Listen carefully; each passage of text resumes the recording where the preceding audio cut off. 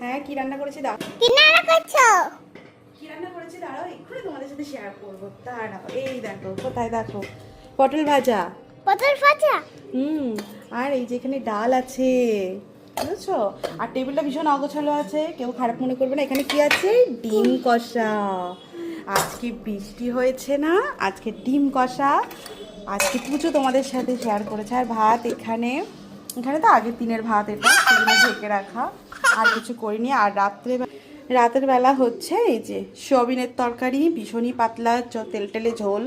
কতটা উপকারী ঝোলটা তোমরা জাস্ট দেখে নাও, ব্যাস।